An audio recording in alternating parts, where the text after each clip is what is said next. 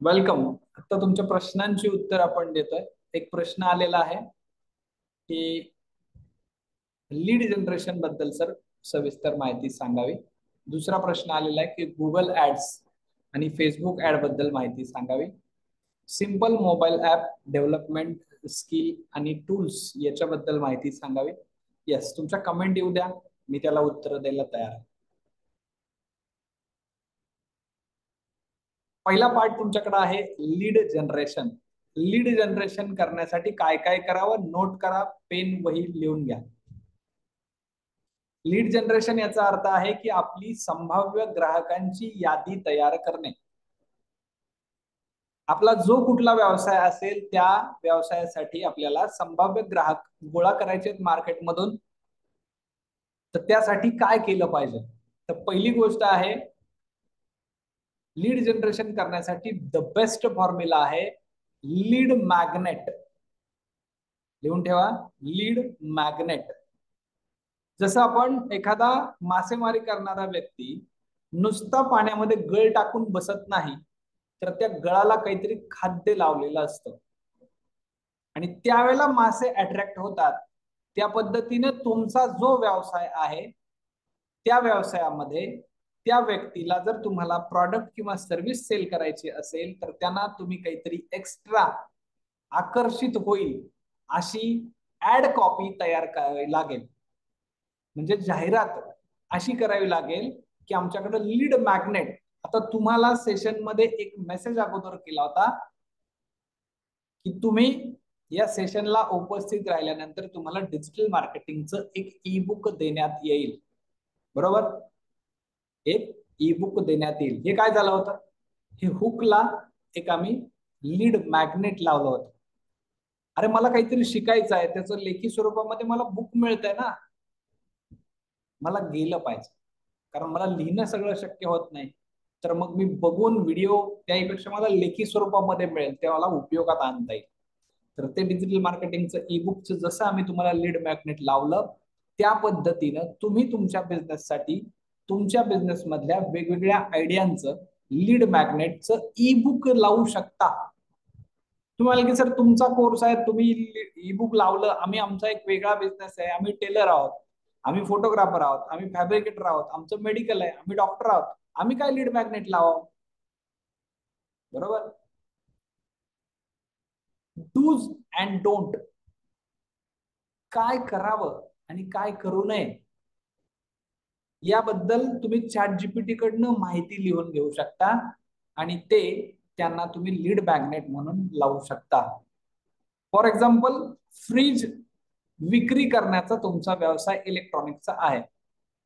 उन्हाळ्यामध्ये आपल्या घरगुती उपकरणांची काळजी कशी घ्यावी याबद्दल तुम्ही चॅट जीपीटीला विचारलं, चॅट जीपीटीने तुम्हाला प्रॉपर उत्तरं दिली आणि त्याप्रमाणे तुम्ही एक छानपैकी ई बुक त्यांना प्रेझेंट केलं.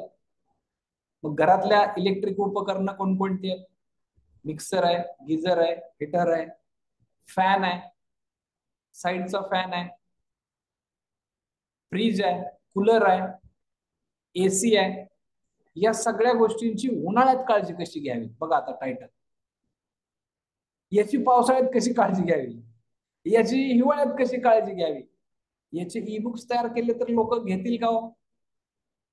तुमच्या दुकानात येण्यापूर्वी जर हे त्यांना पाठवलं, तुमची माहिती त्यांना देण्याच्या अगोदर, ते घेतील का?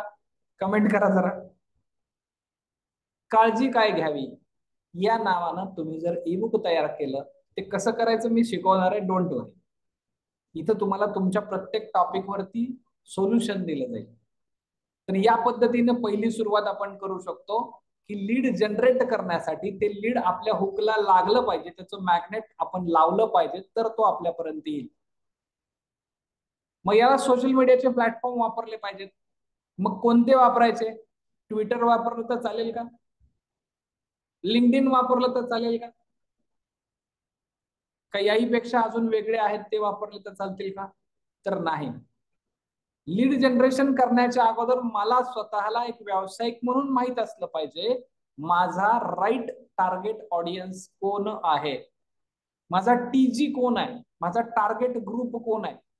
त्याचं वय काय, त्याचं लोकेशन काय, त्याचं जेंडर काय, त्याचा पर्सोना त्याला म्हणतात की तो काय आहे, हे जर मला अगोदर कळालं तर त्याच लोकांना आकर्षित करणं मला सोपं होतं. आता तुम्हाला आम्ही फक्त आणि फक्त व्यावसायिकांनाच इथं कसं एकत्र आणलं, हे लीड्स तुम्हीच का फक्त इथं आला, तुमच्यासाठीच आम्ही जाहिरात तयार केली होती. ती जाहिरात इतरांनी वाचली सुद्धा, पण त्यांच्या गरजेची नव्हती, ते इथं आलेच नाहीत. तुम्ही का आला, तुम्हाला ते आपलंस वाटलं, तुम्हाला ती गरजेची बाब वाटली आणि मग तुम्ही इथपर्यंत कनेक्ट, कन्वे आणि कन्व्हिन्स पर्यंत आलेले आहात. हा राईट फॉर्म्युला आहे तुमच्या लीड जनरेशनचा. लीड मॅग्नेट लावा, नंबर 1 चा पॉइंट लिहा. दुसरा पॉइंट आहे, लीड मॅग्नेट लावल्याच्या नंतर टार्गेट ऑडियन्स प्रॉपर ओळखा. आणि त्याच्यानंतर आहे, तो टार्गेट ऑडियन्सचा ग्रुप ज्या सोशल मीडियावरती आहे, तो सोशल मीडिया तुम्ही वापरायला शिका आणि त्या ठिकाणी जाहिरात करा. तो जर यंग जनरेशन साठीच तुमचं प्रोडक्ट आहे तर तुम्ही इन्स्टा जास्त वापरू शकता.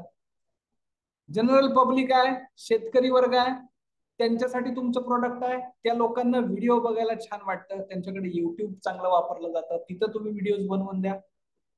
याचं दोघांचं कंबाईन असणारं काही पब्लिक आहे की ते तुमचं जास्त कुठे आहे ह्याचा प्रत्येकाचा तपास तुम्हाला काढायला त्या बिझनेसच्या महागीतामध्ये आम्ही शिकवलेलं.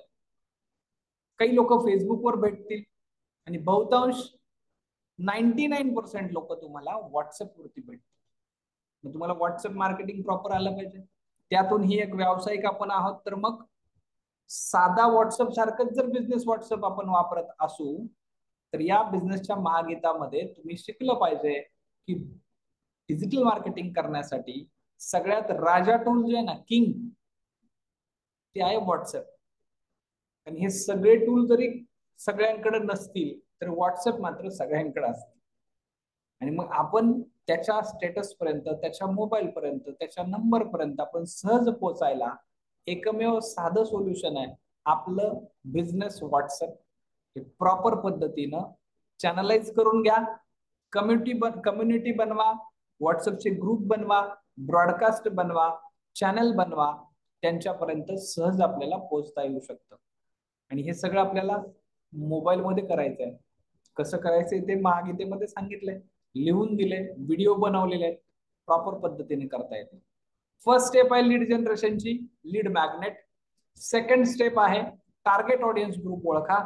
आणि तिसरी स्टेप आहे की तुम्हाला प्रॉपर पद्धतीनं सोशल मीडिया जिथं तुमचा टीजी उपलब्ध आहे तिथपर्यंत पोहोचा.